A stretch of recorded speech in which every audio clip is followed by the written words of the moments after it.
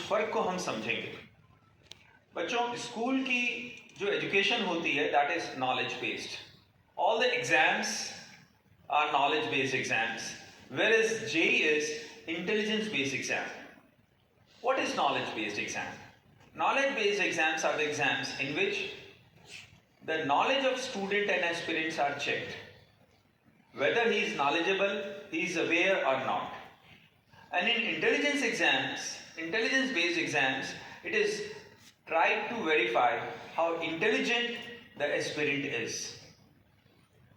इन दोनों में बड़ा फर्क होता है। एक चेस चैंपियन, वर्ल्ड चैंपियन है विश्वनाथन आनंद, तो अगर वो रेसिंग में पार्टिसिपेट करेगा तो वो गोल्ड मेडल लाएगा, सिल्वर लाएगा या ब्रॉन्ज लाकर आएगा ओलंपिक्स में?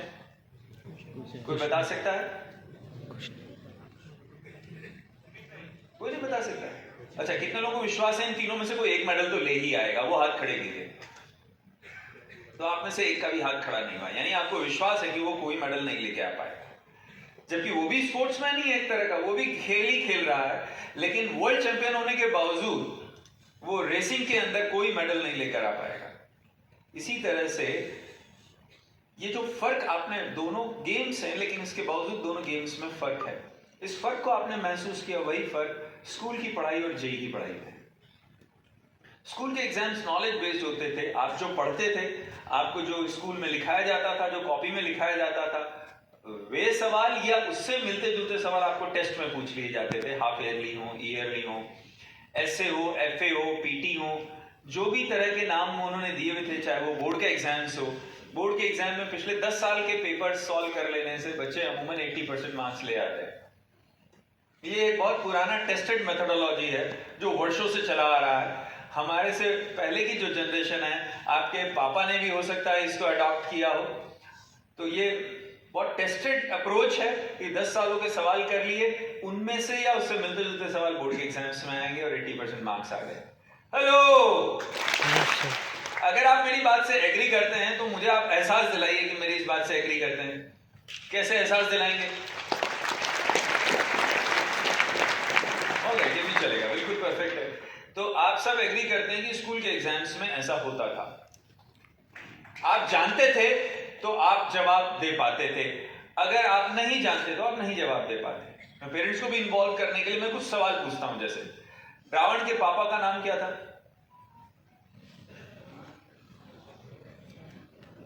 तो आप मेरे ख्याल से नहीं जानते।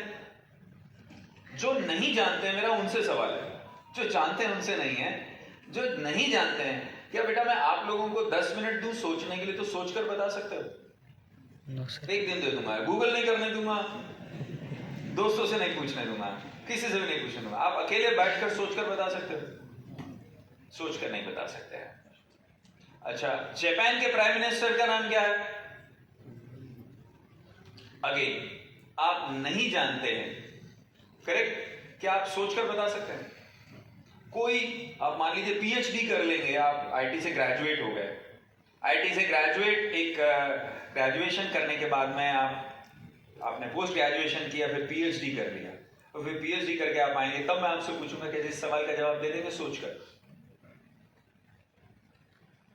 कोई कितना भी लर्नेड हो, इस सवाल का जवाब वो तभी दे सकता है जब वो इस सवाल का जानता हो, जिसको इस सवाल का उत्तर पहले से पता हो कि जापान के प्राइम मिनिस्टर कौन है, कौन रावण के पापा हैं, कौन रावण के दादाजी हैं, या किसी भी इस तरह का सवाल जिसके बारे में उसे पता होगा, तभी वो इसका जवाब दे सकता है, नहीं तो जवाब नहीं दे सकता है। स्कूल में सारी पढ़ाई आपकी ऐसी होती थी, आप जो जानते थे उन्हीं के जवाब देते थे आप, और उन्हीं जवाबों के आधार पर आप 90%, 95% नंबर लेकर आते थे।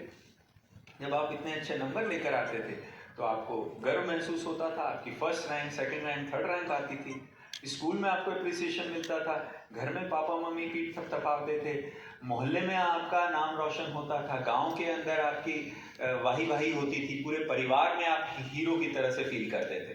हेलो, आप इत्तेफाक रखते हैं ना मेरी इस राय से? फिर आपको बीच बीच में ये भी सुनने को मिलता था, आप तो बड़े इंटेलिजेंट हैं, हमारा बेटा तो बड़ा इंटेलिजेंट है, हम गर्व से चौड़े हो जाते थे। तो मैं यहाँ थोड़ा सा करेक्शन करना चाहूँगा। आपके स्कूल में नंबर आते थे तो आप पढ़ाकू थे, आप स्टूडियस थे, आप मेहनती थे, पर आप इंटेलिजेंट कैसे कहे जा सकते हैं? इंटेलिजेंस वाली क्या बात हुई इसमें? आपने इंटेलिजेंस तो लगाई नहीं। आप चेस चैंपियन थे तो आप बहुत अच्छे क्रिकेट प्लेयर होंगे, ये कहना तो बड़ी अजीब सी बात है। विश्वनाथन आनंद आए, उसे हम कहें आप कितना बेहतरीन क्रिकेट खेलते हैं, तो शक पका जाएगा, यार मैं तो चेस खेलता हूँ, क्रिकेट खेलता ही नहीं हूँ, आप मुझे ऐसा क्यों कह रहे हैं? ये उसी तरह की बात है कि स्कूल के बच्चे के अच्छे नंबर आने पर, बोर्ड के अंदर 98% आने पर हम कहें वाह कितना इंटेलिजेंट बच्चा है। अरे इंटेलिजेंस कैसे हुआ बताइए तो आप मुझे। इंटेलिजेंस का मतलब होता है सोचने की क्षमता बहुत अच्छी।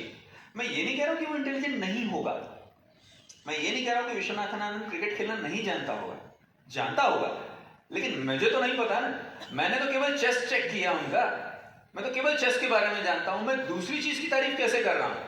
जिस चीज को अभी तक टेस्ट ही नहीं किया गया है उसके बारे में हम कैसे नतीजा निकाल सकते हैं? एजुकेटेड होना और इंटेलिजेंट होना दो अलग अलग बातें हैं। एक एजुकेटेड इंसान जरूरी नहीं कि बहुत इंटेलिजेंट हो। इंटेलिजेंस को आप विजडम से जरूर कनेक्ट कर सकते हैं। तो wise an educated person may not be wise enough and A wise man may not be educated. पढ़ा लिखा होना और बुद्धिमान होना दो अलग अलग बातें हैं। एक बुद्धिमान इंसान पढ़ा लिखा ना हो सकता है, और एक पढ़ा लिखा इंसान बुद्धिमान नहीं है, और एक बुद्धिमान इंसान पढ़ा लिखा नहीं है, ऐसा हो सकता है। एक इंसान दोनों चीजें भी हो सकती है, पढ़ा लिखा भी और बुद्धिमान भी। हेलो, सरप्राइजिंग तो नहीं लगा? ये कैसी बातें कर रहे हैं सर, हम तो बड़ा इंटेलिजेंट फील करते थे, आपने हमारे अंदर का इंटेलिजेंस ही निकाल दिया। कितने लोग मेरी बात से एग्री करते हो? हाथ खड़े कीजिए please. Well, thank you. Wisdom में मैं आपको कई और